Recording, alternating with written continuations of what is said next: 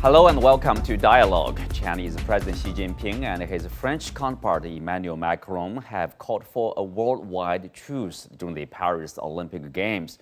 President Xi Jinping also said China and France should uphold independence and jointly prevent a new Cold War or bloc confrontation. So what are the outcomes of President Xi's visit to France, and what's the strategic significance of the visit amid rising tensions around the world? And we also explore centuries of cultural and people-to-people exchanges between the two nations. Join us for our live discussion today from Beijing. I'm Xu Qinduo.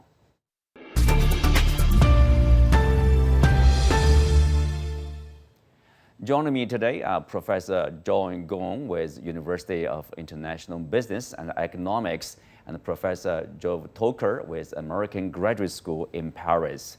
So I'll start with you, John. Of course, this is a two-day visit, the third visit of President Xi Jinping to France there. What's your takeaway?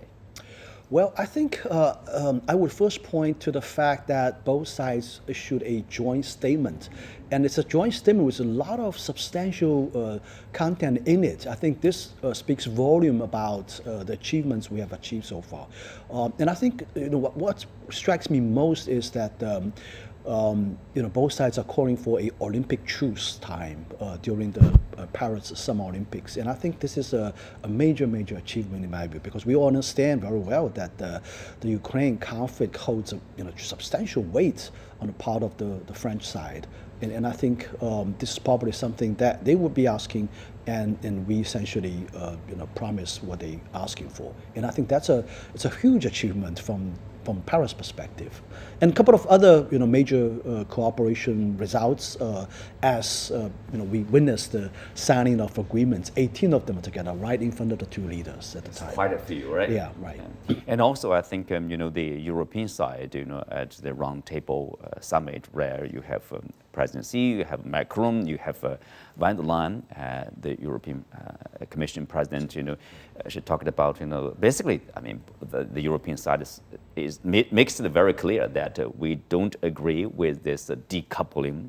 Right. I think this is the indication of the differences you see. Right. European policy on China or American policy on China, that's not. I think there's a major departure from what Antony Blinken said when he was in China.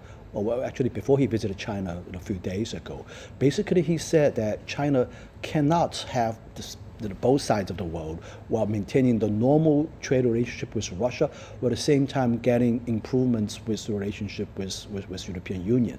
And I think President Xi's visit is a resounding rebuttal of that narrative. No, it's not like that. China still maintains a normal trade relationship with Russia, but at the same time we're actually improving relationship with Paris. So Paris being a major a member of the European Union European Union, and clearly, I think what Antony Blinken said is totally wrong. Mm-hmm. Of course, President Xi has repeatedly hailed China-France ties as being at the forefront of China's relations with Western countries. How do you understand? How do you interpret President Xi's stress of this kind of uniqueness in China's relationship with Western powers? Yeah, well, I think the history between China and France goes back hundreds of years, actually, right? I would point to remember in 2019, if I remember this correctly, when President Xi visited France, President Macron presented him a French version of a collection of Confucius works, right? This happened in the 1600s, I think, right? So the history goes back many years, and I think the relationship between China and France represents probably the first wave of interactions between East and West, between China and Europe, and later on, this tradition continues. President Xi talked about this during the talk yesterday, an open speech. He mentioned that naval college or construction yard in Fuzhou at the time, right? And he was mentioning this. I mean, he probably knows this very well because he used to be essentially the governor of Fujian province, right? Tell us more about that. Many people were surprised when they visited that place. They saw a French face among the Chinese, heroes at that time, right, being remembered, of course. People would wonder what happened. Who is this guy? That was in 1866, if I remember this correctly. A French naval officer was hired by the central government at the time in the Qing dynasty at the time to help build a shipyard, basically, right? To build warships. Steel warships at the time. It was cutting-edge technology at the time, in 1866. In addition to this, it also served as a training college, basically, for naval officers. And I would even argue that the Qing dynasty's naval forces, the Navy itself, was born on that day, I would say, when this factory, this plant was established and the Naval College was established at the time. So, France really helped China, at that time. And later on, we all remember that starting from, I think, 1806, when the wave of Chinese students went to France. Work and study. Work and study program in French. It's called a mouvement travail études. Yeah, so it's the movement of Chinese students going to France, getting exposed to the modern education, science and technology. And also, I want to point out, it was during that movement when the Chinese Communist Party was born at the time, right? I mean, one of the 8 branches, of the earliest branches of the Chinese Communist Party was born in Paris. Leaders like Zhou Enlai, Deng Xiaoping, they were all part of that movement at the time, So I think it's actually means a lot for China, looking back. What's the background? Why there were so many young Chinese went to France during that particular period of time? Well, I mean, 19th century and early 20th century, Paris is the epicenter of the these leftist thoughts and schools during those days. It's like like in the 1930s, they all go to the United States. At that time, they all go to Paris to study the latest developments in science and technology, the latest in humanities, latest in social science. So it's an epicenter of the world global political activities at the time, and a lot of new theories was born. The communism was born essentially over there. Anarchism was also born there, right? So it was a place full of a lot of thoughts, political thoughts at the time, and also represents the cutting edge of science and technology. So it's no wonder that many Chinese students went there. At the highest, I think it was about like 2,000 students went to France at the time. So it's a big movement, and certainly it casts a profound impact on modern China, on the birth of the People's Republic of China. Yeah, several years later, I guess, right? Well, of course, coming back to the current relationship between China and France, one Eastern, a big power in the East, a big power in the West. Of course, the relationship is being developed, being pursued by 2 countries against a background, as I said earlier, tensions like in Ukraine, in the Middle East, of course, in other places of the world, and also the U.S. So-called competition, strategic competition with China. So, President Xi basically stressed the point that, hopefully we can continue with this spirit of being independent or independence, and work together to prevent a new Cold War or so-called confrontation between different blocs. In that respect, I mean, how do you see this importance probably of this relationship? Yeah, so what you said is very characteristics of the Gaullist political penchant of the France country. And it goes back many years when France was independent after the Second World War. 64, right? Yeah, right. And France is also the first country among the Western bloc to start to establish diplomatic relationship with China in 1960s. And this represents a major step between China and the Western world. And I think in this sense, it shows the tradition of France carrying out a independent and sovereign diplomatic policy. So I think this is very significant. We have to point out that France and China are both United Nations permanent security member states, and France is the only member state within the European Union. So I think both China and France have a lot of things in common in terms of carrying out the independent, sovereign diplomatic policies, foreign policies. So I think in that sense, the cooperation between the 2 sides means a lot to the rest of the world. it means a lot to the global peace and stability. From that perspective, I would say. Yeah, avoiding, let's say, the pursuit by some in Washington of a new Cold War against China in that respect.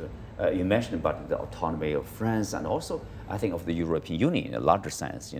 Macron last year when he was in China, he talked about the strategic autonomy, Right. and this recently, again, he talked about Europe could, is not motto. Things like that, he stresses very much about being independent, either strategically or economic, technologically, or economically probably independent of both China and the U.S. Things Absolutely. like that. Yeah, absolutely. Tell us more about that.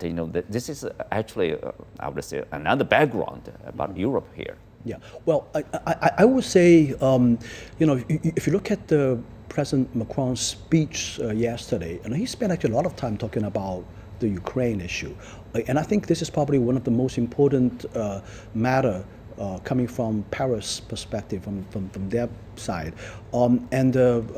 he emphasized a lot about what's going on in Ukraine, and he's hoping that China can play a more proactive role in terms of mediating a peaceful solution for Ukraine. And I think China and France have a lot of common interests in that regard. Again, I want to point out that in that joint statement, they both advocated for a Olympic truce, and this is a huge matter in my view. So I think at least there are room of cooperation. Certainly, I think Paris and Beijing have different perspectives on this conflict in Ukraine, but at least we still have common ground, and to the extent that we have a joint statement, a very substantive statement in that regard. Both are against the war for sure. We have Professor Toker. Professor Toker, please share with us what's your observation. What's the response from public to this very important summit between the two leaders here? Well, it is clear that the summit has focused over different and thorough efforts to make it a big event. I think that it's true on the Chinese side, to the extent of my knowledge regarding what is happening in China, but it is certainly the case in France and actually beyond France in Europe.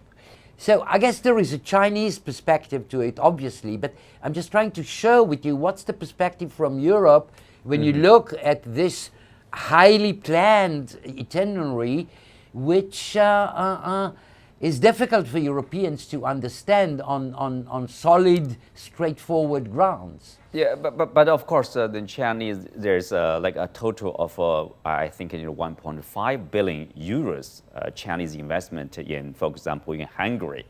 That's important, probably one of the largest. Of course, there is a point for President Xi Jinping to visit, Hungary. Serbia maybe not a part of the EU, but still, as a country in Europe. So that's a tour to Europe, not to the EU. Can I say that? But of course, beyond the bilateral relationship, there's a lot, for China, France, and the European Union to care. Ukraine, the Middle East, Iran, the nuclear power, the nuclear deal, reached even years ago. So the joint statement, they didn't mention about their concern about Israel-Palestine conflict. They urged no unilateral move in that front. I think that probably referred to the possible offensive operation in Rafah, and also they condemned this settlement, in this in violation of international law by Israelis. So what do you make of that? Both nations are, China, France, permanent member of the UN Security Council. Of course, they have concern not only, they have a topic, beyond the bilateral relationship, right? Yeah, both are members of the Security Council, both are nuclear powers, and both have high ambitions regarding their role and their participation in world affairs, in the big world affairs, beyond bilateral issues and issues related to the common cohesion of the EU, right? The EU is not a one bloc. There are many gaps in different positions of different members. It's not as easy to handle it as, say, Washington handles the overall US policy towards China or Russia or the EU for that matter. And shall I add, President Macron, who is not a typical politician, who's younger, who comes from a different generation, who has not grown up in European or world diplomacy of the 2, 3, 4 recent decades, have high ambitions regarding French role in Europe and French role in the world. So I noticed, for example, this idea of a truce to be declared during the 3 weeks of the Olympic Games, which, as you know, will start in Paris on July 26. I don't know whether I understand that both China and France are supporting this idea, namely keeping all belligerents all over the place, all over the planet, with no violent actions during those 2.5 weeks. Will it pass? I saw that Russia was reacting rather rapidly and actually ignoring this idea, but we still have over 2 months. Is there a chance for, say, it would be excellent if there could be a pause, a truce in Ukraine, in the Middle East, in several places in Africa? That would be, and if it would be due to the initiative of President Xi and Macron, they will enter history. A significant call, I would say. It's in the joint statement. Well, with that, we have to cut off here. Thank you, John and Professor Toker, for your insights and time.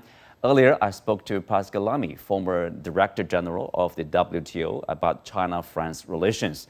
Let's take a short break here.